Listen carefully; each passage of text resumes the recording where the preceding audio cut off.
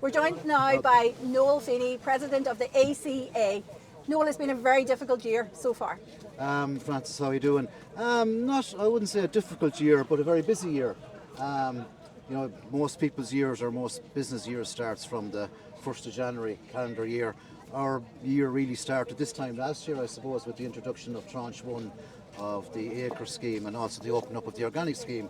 So that's when we kicked off with short intervals to draw up plans for our clients and farmers, and with those 48,000 applicants for the acre scheme. And that put your organisation under a lot of pressure, your members. It did, yeah, but look, we're an organisation with over 250 members countrywide in each county, and we were very adaptable and very flexible and absolutely very proud of the workload we got done. We ended up delivering over 3/4 of the acres plans and up to 1,500, 1,700 organic plans. So that was a huge throughput for the 2.5, 3 months. So we're very proud of that. Do you think there needed to be a little bit more lead in time though on that from the government? Look, we all wish for lead in time, and it would be desirable, but look, it didn't happen, and we just had to adapt.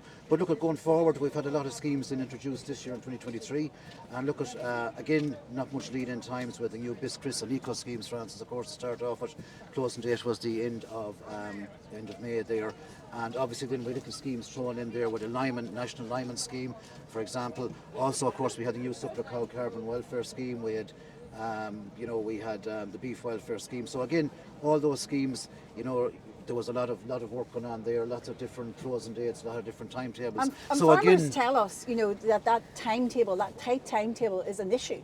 It is an issue, and always has been an issue. But look, unfortunately, we don't make the rules and regulations, unfortunately. But look, it is very tight. And look, a lot of farmers now are asking me, God, Noel, what scheme am I in now? Because they can be very, very. They're in so many schemes, and they're going to get so many payments now. When the payments do come out, they'll be getting so much of their BIS scheme, so much of their ECO scheme, etc.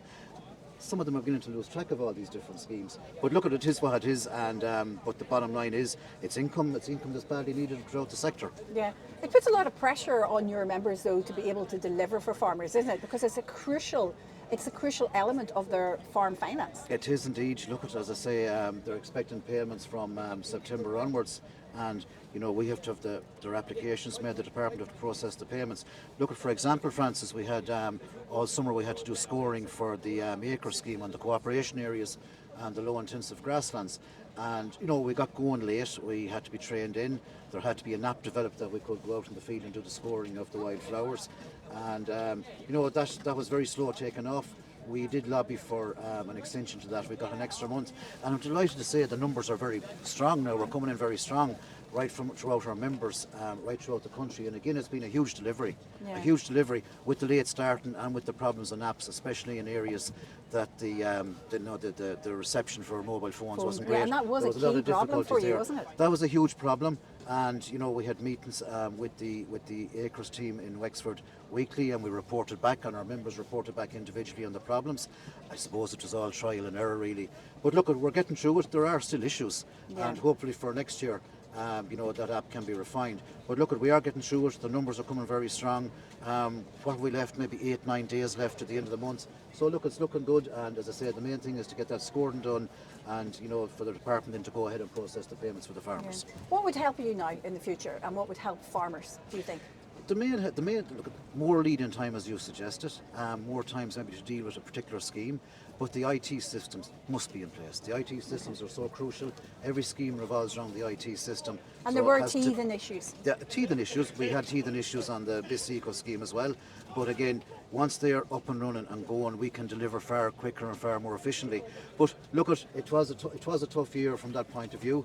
But great that we are getting through the work. And but look, we've learned. The department have learned.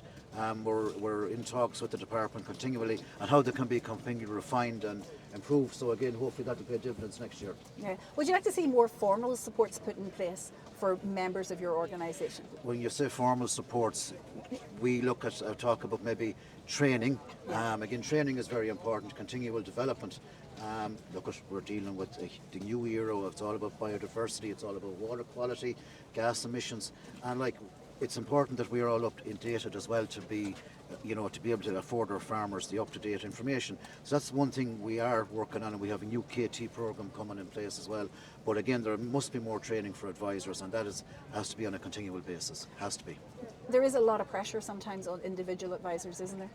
Look at again, difficult. It was a difficult year for farmers and advisors, and there was timelines and deadlines, and it can be quite difficult. But it's an association I'm very proud of, because there's great support within our associations. We have WhatsApp groups. We ring each other, and if someone is getting it, needs a bit of help or needs a bit of advice or finding difficulty with understanding schemes, there's loads of people there, and it's been fantastic to see what people can do to help each other within the organisation, and that's a huge benefit of being a member of the association. You have backup, and I'd advise any advisors that's working out there on their own that's not members of our association that they should become members of the ACA, because again, it's a great community to work in, and the backup is superb.